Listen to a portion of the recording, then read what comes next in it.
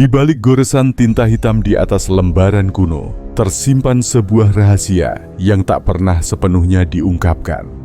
Sebuah warisan dari tanah Jawa, tempat di mana dunia nyata dan alam gaib diyakini berjalin erat. Simbol-simbol aneh berupa garis, lengkung, dan titik sering kita lihat menghiasi jimat, kain, atau dinding keraton lama. Namun, bagi sebagian besar orang, itu hanyalah ornamen asing tanpa makna. Tetapi, bagaimana jika saya katakan bahwa setiap goresan itu adalah pintu, sebuah kunci yang dapat membuka gerbang ke dunia yang tak kasat mata? Dunia yang penuh kekuatan, misteri, dan pengaruh halus terhadap hidup manusia. Inilah yang disebut Rajah Jawa, ilmu simbolis yang konon menyimpan kekuatan magis. Ilmu raja tidak lahir dari imajinasi kosong. Ia lahir dari pertemuan antara kepercayaan, doa, dan kesadaran manusia akan keterhubungannya dengan semesta. Para leluhur Jawa meyakini bahwa tulisan bukan hanya sekadar lambang bunyi. Tulisan adalah doa yang dibentuk, energi yang dipadatkan, dan niat yang disematkan dalam rupa simbol.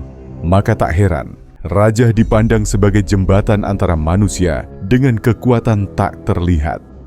Dalam video ini, kita akan menyingkap lapisan-lapisan rahasia ilmu Rajah.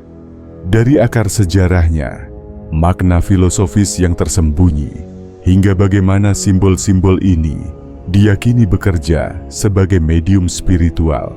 Namun berhati-hatilah, karena Rajah bukan sekadar pengetahuan biasa. Ia adalah senjata dua mata, dapat menjadi pelindung, tetapi juga mampu membawa kehancuran bagi yang salah menggunakannya. Jadi, bersiaplah. Kita akan menyelami sebuah dunia di mana garis sederhana dapat menggetarkan alam gaib, dan sebuah titik kecil mampu menyalakan kekuatan yang tidur dalam jiwa manusia. Pertanyaannya adalah, siapkah Anda membuka pintu itu? Untuk memahami rahasia Rajah, kita harus menengok jauh ke masa lalu, ke era di mana kata-kata bukan hanya medium komunikasi, melainkan penyimpan daya hidup. Di tanah Jawa, keyakinan ini sudah berakar dalam sejak zaman kerajaan-kerajaan kuno. Relief candi, naskah lontar, hingga serat mistik yang ditulis dengan aksara Jawa kuno, semuanya memuat gagasan bahwa tulisan adalah energi yang dibekukan dalam bentuk simbol. Sejarawan Jawa sering menyinggung bahwa ilmu Rajah lahir dari percampuran budaya, pengaruh Hindu-Buddha, Islam Sufi, dan bahkan tradisi animisme yang lebih tua. Dari India, masuklah konsep yantra dan mantra, simbol-simbol geometris yang dipercaya sebagai wadah energi ilahi. Dari Islam, hadir khat dan huruf-huruf Arab yang dilihat bukan sekadar tulisan, melainkan pancaran cahaya Tuhan. Dari Jawa sendiri, berkembang keyakinan bahwa alam raya penuh dengan roh dan kekuatan halus yang dapat diajak berinteraksi melalui simbol dan doa. Di titik percampuran inilah lahir Rajah, sebuah sistem simbolik yang tidak pernah berdiri sendiri, tetapi selalu menyatu dengan doa, niat, dan laku spiritual. Rajah bukan sekadar gambar mistis. Ia adalah peta gaib yang menghubungkan manusia dengan kekuatan kosmik. Filosofi Jawa mengenal istilah sangkan paraning dumadi, asal dan tujuan segala ciptaan. Rajah dipandang sebagai sarana untuk menyulam ulang kesadaran manusia agar selaras dengan garis takdirnya. Setiap garis adalah perjalanan. Setiap lengkung adalah gelombang kehidupan. Setiap titik adalah pusat kesadaran. Maka, Rajah tidak hanya bekerja di luar diri, tetapi juga di dalam jiwa. Namun, mengapa ilmu ini begitu tersembunyi, bahkan terkesan dirahasiakan? Jawabannya sederhana. Pengetahuan tanpa kebijaksanaan adalah bahaya. Para leluhur menyadari bahwa simbol bukan hanya tanda, melainkan alat untuk memanggil energi. Jika jatuh ke tangan yang salah, Rajah dapat menjadi senjata penghancur. Oleh sebab itu, ilmu Rajah hanya diwariskan melalui jalur khusus dari guru kepada murid yang dianggap layak. Lebih dalam lagi, Raja mengandung paradoks. Ia terlihat sederhana, hanya coretan tinta di atas kain atau kulit. Namun di balik kesederhanaannya, ia menyimpan kedalaman tak terukur. Raja mengajarkan kita bahwa alam semesta bekerja melalui lambang. Bintang sebagai penanda waktu, garis horizon sebagai batas langit dan bumi. Bahkan tubuh manusia sebagai raja hidup yang memuat rahasia ilahi. Dalam filsafat Jawa, manusia disebut jagat cilik, mikrokosmos yang mencerminkan jagat raya. Raja adalah cara untuk menulis ulang jagat cilik, agar kembali harmonis dengan jagat gede, semesta luas. Inilah alasan mengapa raja dianggap sebagai ilmu pengingat, bukan sekadar ilmu gaib. Ia mengingatkan manusia bahwa dirinya bukan sekadar daging dan tulang, melainkan bagian dari tenunan kosmik yang penuh makna. Maka, ketika kita menatap sebuah raja, kita sebenarnya sedang menatap cermin, sebuah refleksi dari kesadaran kolektif, warisan nenek moyang, dan hubungan rahasia antara manusia dengan Sang Pencipta. Jika kita hanya melihat raja dengan mata lahiriah, ia tampak seperti sekadar coretan. Garis zigzag, lingkaran, titik-titik yang tersusun aneh, kadang bercampur dengan aksara Jawa atau huruf Arab. Namun rahasia sejatinya bukan terletak pada bentuk visual itu semata, melainkan pada niat dan getaran yang melingkupinya. Para leluhur Jawa percaya bahwa dunia ini dibangun atas dua lapisan. Lapisan kasat mata dan lapisan halus. Apa yang kita lihat hanyalah kulit, sedangkan di baliknya ada dunia energi yang mengatur segalanya. Raja berfungsi sebagai peta gaib yang memungkinkan manusia berhubungan dengan lapisan halus tersebut. Bayangkan sebuah raja seperti antena kosmik. Setiap garis dan lengkung adalah jalur energi. Setiap titik adalah simpul, dan setiap huruf adalah mantra yang membeku dalam wujud visual. Ketika seseorang menuliskannya dengan niat murni, simbol itu menjadi semacam alamat gaib yang dapat memanggil atau mengarahkan energi tertentu.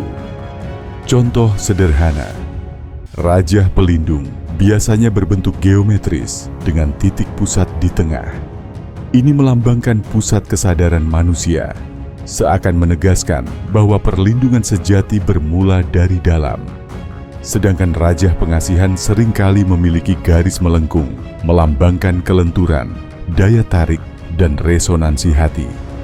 Adapun Raja untuk kekuatan atau keberanian sering mengandung garis tegas dan tajam, melambangkan keberanian yang tidak goyah. Namun, di balik simbol itu, ada hukum yang jauh lebih dalam, hukum getaran. Dalam filsafat kuno, segala sesuatu dianggap bergetar, dari suara, pikiran, hingga niat tersembunyi. Raja adalah cara untuk menyetel getaran diri manusia agar seirama dengan kekuatan tertentu. Seperti sebuah kunci nada, ia membantu manusia menemukan harmoni dengan energi semesta.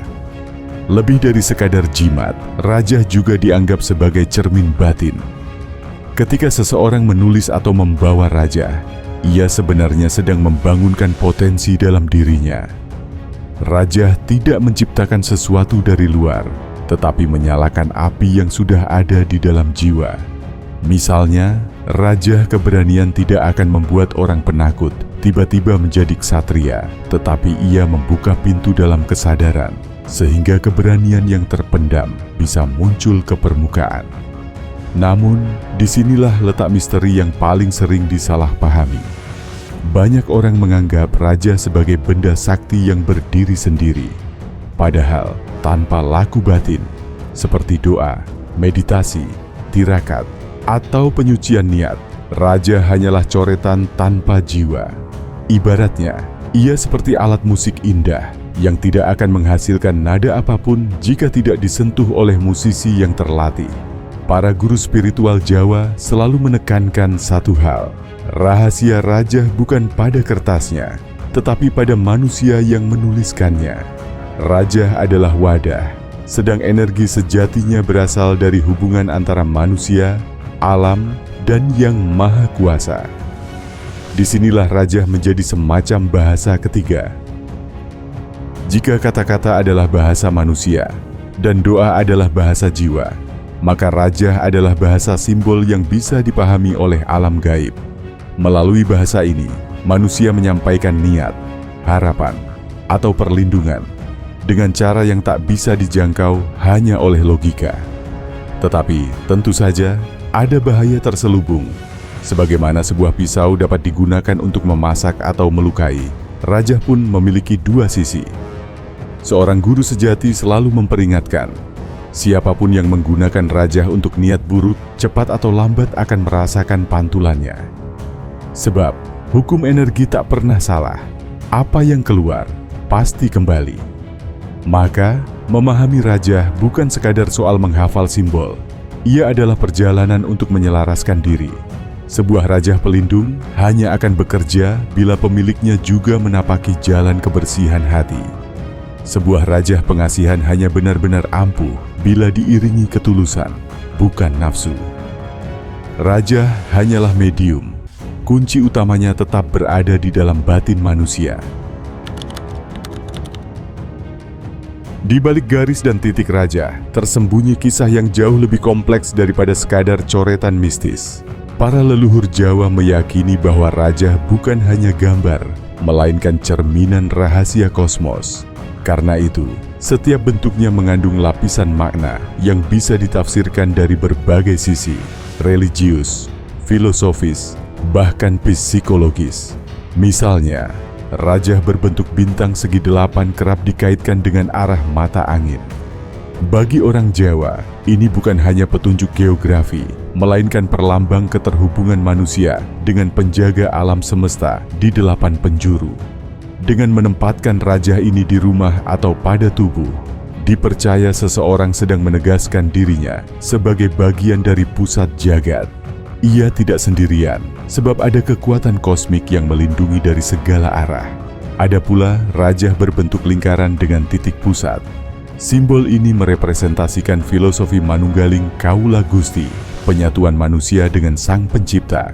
Lingkaran melambangkan kesempurnaan, sedangkan titik pusatnya adalah asal sekaligus tujuan segala sesuatu.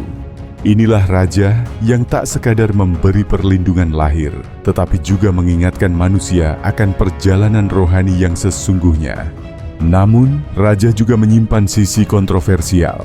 Tidak sedikit kisah dalam tradisi Jawa yang mengisahkan penggunaannya untuk hal-hal yang kelam. Raja untuk menundukkan lawan, melemahkan musuh, atau bahkan mengikat hati seseorang secara gaib. Cerita-cerita ini berkembang dari mulut ke mulut, menciptakan aura misteri sekaligus ketakutan. Disinilah muncul paradoks raja. Ia bisa menjadi sarana pencerahan, sekaligus alat manipulasi.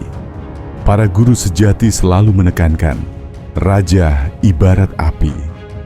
Api dapat memberi terang dan menghangatkan, tetapi bisa juga membakar habis bila disalahgunakan. Karena itu, raja tidak pernah diajarkan sembarangan. Simbolnya boleh digambar, tapi rahasia nyawanya hanya diberikan pada mereka yang dianggap matang dalam laku spiritual. Mitos yang paling menarik adalah keyakinan bahwa raja tertentu hanya aktif bila dituliskan dengan tangan yang suci. Artinya, si penulis harus menjalani ritual khusus, berpuasa, menyucikan diri dengan doa, bahkan menjaga ucapan dan pikiran selama beberapa hari. Tanpa itu semua, raja hanyalah tinta di atas kertas. Dengan kata lain, yang sakti bukan rajanya, melainkan kesucian niat yang melahirkannya. Di sisi lain, raja juga sering disalahpahami oleh orang modern.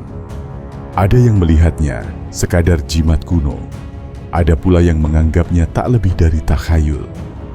Tetapi jika kita melihat lebih dalam, raja sebenarnya menyimpan pesan universal tentang kekuatan simbol. Bukankah kita hidup di dunia yang penuh dengan lambang, bendera, logo, bahkan huruf dan angka adalah simbol yang menggerakkan dunia. Raja hanyalah perpanjangan dari kesadaran manusia akan kekuatan lambang itu sendiri. Bagi seorang spiritualis Jawa, Raja adalah bahasa energi. Simbol-simbolnya tidak harus dipahami dengan logika, melainkan dirasakan dengan batin. Ketika seseorang berhadapan dengan raja, ia seperti berdiri di depan cermin gaib. Apa yang ada di dalam dirinya akan dipantulkan kembali. Orang yang penuh niat buruk akan menarik energi buruk, sementara mereka yang tulus akan mendapatkan kekuatan sejati. Di titik ini, raja mengajarkan sebuah pelajaran penting. Alam semesta selalu menanggapi getaran manusia. Raja hanyalah medium untuk memperjelas hubungan itu. Maka, seorang guru sejati tak pernah mengajarkan muridnya untuk bergantung pada raja semata. Sebaliknya, raja hanyalah pengingat bahwa manusia memiliki kekuatan batin yang jauh lebih besar daripada yang ia sadari. Akhirnya, kita sampai pada sebuah pemahaman mendalam. Raja adalah pintu, tetapi pintu itu tidak mengarah keluar, melainkan masuk ke dalam diri manusia. Dengan memahami raja, kita belajar membaca ulang diri kita sendiri, pola pikir, niat, dan getaran yang kita sebarkan ke dunia. Seringkali, ketika mendengar kata raja, bayangan kita langsung tertuju pada kain atau kertas yang berisi coretan simbol mistis. Namun, para leluhur Jawa selalu menekankan bahwa rahasia raja sejatinya bukan pada benda, melainkan pada laku batin. Raja hanyalah medium, sedangkan kekuatan sejatinya berasal dari niat, doa, dan keselarasan batin manusia. Lalu, bagaimana kita yang hidup di zaman modern dapat mengambil manfaat dari ilmu raja tanpa harus terjebak pada mistisisme buta? Jawabannya sederhana, dengan mempraktikkan prinsip-prinsip yang terkandung di dalamnya. 1. Raja sebagai simbol niat. Setiap raja ditulis dengan niat tertentu, perlindungan, ketenangan, pengasihan, atau kekuatan batin. Hal ini mengajarkan kita untuk menuliskan niat secara jelas dalam kehidupan sehari-hari. Cobalah membuat simbol pribadi. Tidak harus mirip raja klasik, sebuah tanda yang hanya Anda pahami, lalu gunakan sebagai pengingat niat. Misalnya, sebuah lingkaran kecil di kertas catatan kerja bisa menjadi simbol fokus dan kesempurnaan. Dengan cara ini, Anda sedang melatih kesadaran untuk menyatukan pikiran, ucapan, dan tindakan. 2. Raja sebagai meditasi visual. Di masa lalu, raja sering digunakan sebagai media konsentrasi. Dengan menatap simbol tertentu sambil berdoa, seseorang dapat menenangkan pikirannya. Praktik ini mirip dengan mandala dalam tradisi Hindu-Buddha. Anda bisa mencoba meditasi sederhana. Gambar simbol lingkaran dengan titik di tengah. Lalu tataplah sambil menarik napas perlahan. Bayangkan titik itu sebagai pusat kesadaran Anda. Tenang, stabil, tidak tergoyahkan oleh dunia luar. Latihan ini dapat meredakan stres sekaligus memperkuat fokus batin. 3. Raja sebagai pengingat etika hidup. Setiap raja mengandung filosofi moral. Raja pelindung, misalnya, mengingatkan kita bahwa perlindungan sejati lahir dari hati yang bersih. Raja pengasihan menegaskan bahwa daya tarik tidak datang dari wajah atau harta semata, melainkan dari ketulusan hati. Maka, membawa raja tidak otomatis membuat kita kebal atau disukai orang. Sebaliknya, raja mengingatkan bahwa kita harus menjadi pantas bagi energi yang kita harapkan. Jika ingin perlindungan, jagalah sikap. Jika ingin kasih sayang, tebarkan ketulusan. Ritual penyelarasan sederhana. Anda tidak harus memiliki raja fisik untuk mempraktikkan prinsipnya. Salah satu cara yang mudah adalah melalui tirakat niat. Caranya, sebelum tidur, tuliskan niat sederhana di kertas. Misalnya, aku ingin tenang menghadapi hari esok. Lalu buatlah simbol sederhana, lingkaran, garis atau titik yang mewakili niat itu. Letakkan di dekat bantal. Saat bangun, bacalah kembali simbol itu sambil menarik napas dalam. Latihan kecil ini menumbuhkan kesadaran, seolah-olah Anda sedang menuliskan rajah batin untuk diri sendiri. 5. Rajah dalam kehidupan modern. Tanpa disadari, kita sudah dikelilingi oleh rajah dalam bentuk modern. Logo perusahaan, lambang negara, bahkan tanda lalu lintas adalah rajah kontemporer yang membentuk perilaku manusia. Bedanya, kita sering tidak menyadari kekuatan simbol tersebut. Dengan memahami ilmu raja, kita belajar lebih sadar terhadap lambang-lambang yang memengaruhi hidup kita setiap hari. Yang terpenting, raja mengajarkan satu hal, keselarasan batin adalah kunci. Tanpa hati yang jernih, simbol hanyalah coretan kosong. Tetapi dengan niat yang benar, bahkan simbol sederhana bisa menjadi jembatan menuju kekuatan batin dan ketenangan hidup. Jadi, alih-alih memburu raja sebagai benda sakti, kita bisa menjadikannya inspirasi untuk menulis raja dalam diri sendiri melalui niat yang tulus, doa yang konsisten, dan tindakan yang selaras. Sebab pada akhirnya, manusialah raja hidup yang paling sempurna. Pada akhirnya, kita menemukan bahwa rahasia Raja Jawa bukan terletak pada kertas, tinta, atau goresan simbol yang tampak asing. Rahasia sejatinya selalu berada di balik itu semua, pada niat, kesadaran, dan getaran batin manusia. Raja hanyalah pintu, dan setiap pintu menuntut satu hal, keberanian untuk melangkah masuk. Kita telah menelusuri bagaimana raja lahir dari pertemuan budaya besar, bagaimana ia mengandung filosofi tentang keselarasan manusia dengan semesta, dan bagaimana ia bisa menjadi pengingat, bahkan alat, untuk menyalakan kekuatan batin. Namun, satu hal yang selalu ditekankan oleh para leluhur adalah ini: jangan pernah terjebak pada simbol, carilah makna di balik simbol. Raja bukanlah benda yang membuat manusia sakti, ia adalah cermin. Bila hati Anda jernih, cermin itu memantulkan cahaya. Bila hati Anda keruh, cermin itu akan memperlihatkan kegelapan. Karena itu, sebelum menuliskan raja di luar, belajarlah menulis raja di dalam diri. Niat yang tulus, doa yang konsisten, dan tindakan yang selaras adalah raja sejati yang akan melindungi dan menuntun Anda. Kini, pertanyaannya kembali kepada Anda. Apakah Anda hanya ingin melihat raja sebagai coretan kuno, atau Anda berani membacanya sebagai peta menuju kesadaran yang lebih dalam? Ingatlah, setiap simbol adalah pintu, setiap garis adalah jalan, dan setiap titik adalah awal dari perjalanan baru. Mungkin raja yang paling sakral bukan yang ditulis di atas kain, melainkan yang diam-diam Anda ukir di dalam jiwa.